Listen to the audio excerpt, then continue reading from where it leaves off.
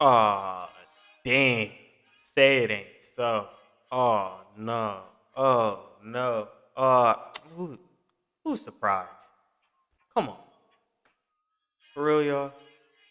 Y'all surprised?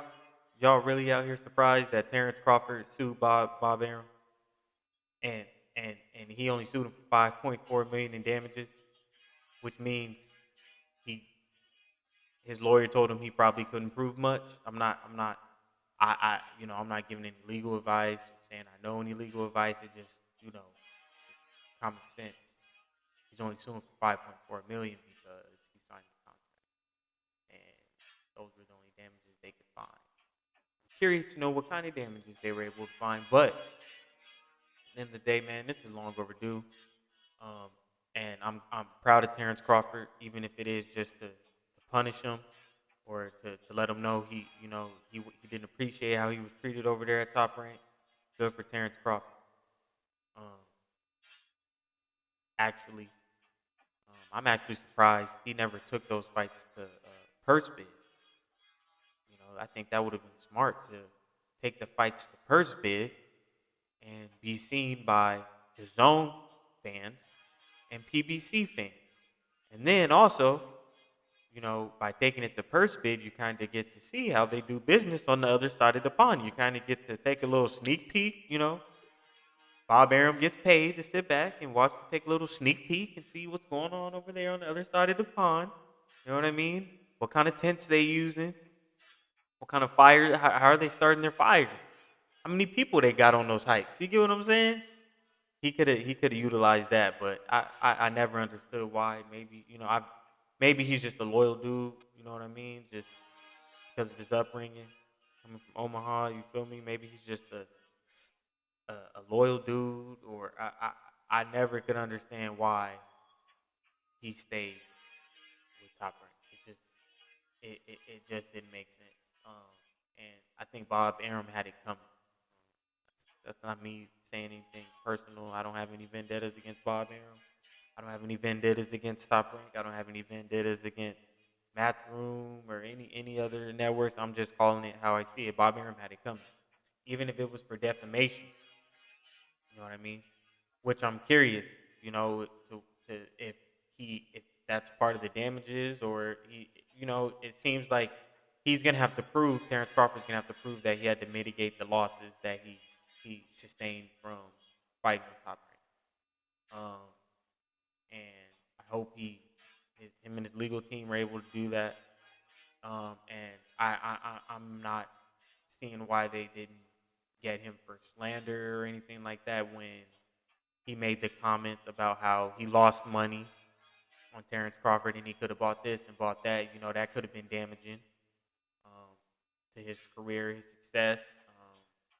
And he's claiming that Bob Arum didn't market him the way he was supposed to, so he has no pay per view value. But again, that's why I am going to reiterate why I did say why I just don't understand why he didn't take any of those fights to first bid.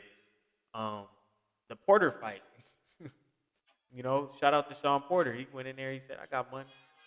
This is a good fight for my career. I'm gonna get in there." You know what I mean? He did what he had to do. We know. I mean, come on.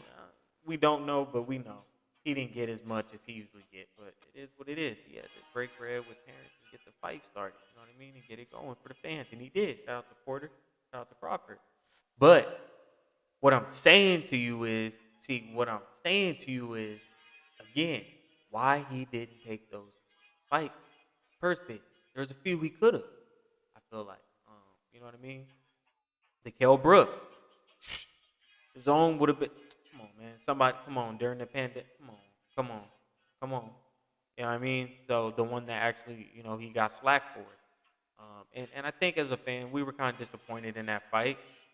But ultimately you got to get at Bob too. Like, Bob, why would you even sign off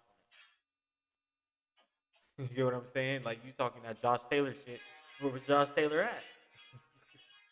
Where were all these fighters at? You know what I mean? So, man, whatever. Um, Shout out Terrence Crawford.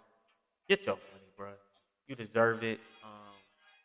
And I think he as long as his legal team puts this together right, and the good thing about a good legal team is whatever they put out in the media is going to be 2% of what's really going on behind closed doors.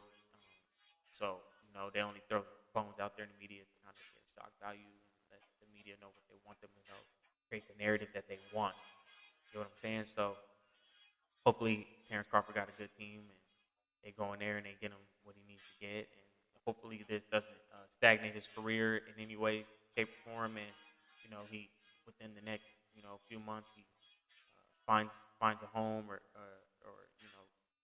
just does it independently and does a partnership and get these fights we want to see. Benavidez,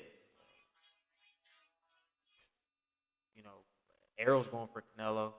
Would Canelo fight Bud? I don't see Canelo go down. Bud go up. You see what I'm saying? We want to see the Arrow. We want to see a lot of fights. So, I think me personally, a lot of people ain't gonna agree with this, but I think Bud might have to go up. You know what I mean? A little bit. And again, that all depends on whether he beats Arrow or not. Him and Arrow, we don't know what the future holds. Him and Arrow could, fuck around, do a trilogy. We don't know. We don't know. We don't know. So, shout out to Bud. Do your thing, bro. Get your money. Top rank.